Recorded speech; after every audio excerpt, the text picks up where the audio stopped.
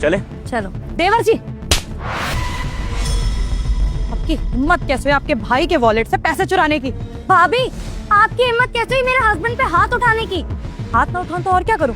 पैसे चुराए हैं इसने अपने ही घर में, अपने ही भाई से। किससे पूछे पैसे लिए? अरे चोरी वोरी नहीं करी है मैंने, फालतू की बातें मत करो आके यहाँ पर।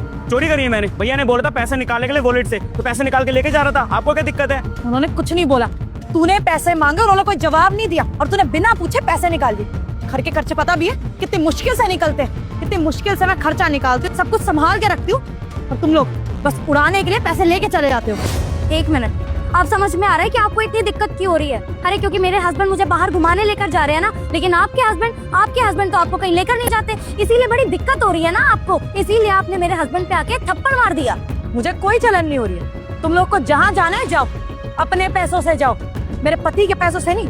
तो मुझे पैसे देते हैं घर खर्च के लिए, हमें घर चलाना होता है। तुम लोग को उस चीज से तो फर्क पड़ता नहीं है। और इतनी जो तुम अकड़ दिखा रहे हो ना तान्या, बाहर अगर घूमने जा रही तो मेरे पति के पैसों से जा रही हो, अपने पति के पैसों से नहीं। तो आपके पैसे भी नहीं है, वो बड़े भैया है मेरे, मैं कुछ भी कर सकता। बहुत ही कौन है पीछे बोलने वाली? जब साहब बोले जा रही, छोटा भाई उनका मैं।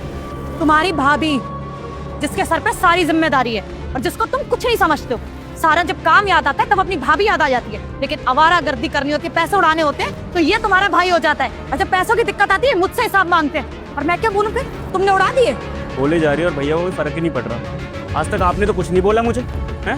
अगर मैं कुछ करता हूँ मुझे डांटे तक नहीं, और ये कल क्या ये औरत मुझे डांटेगी, यहाँ पर तमाशा करेगी। आप कुछ बोलते क्यों नहीं उनको? कुछ कितना छोटा है वो करके, तो तुमने चाटा क्यों मारा उसको? पहली बार थोड़ी पैसे निकाले उसको, ऐसे नहीं बोलना चाहिए तुम्हें।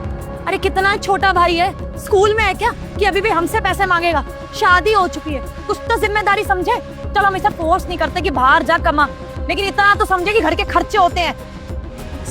खर्चे करवा लो, घुमवा लो इधर उधर।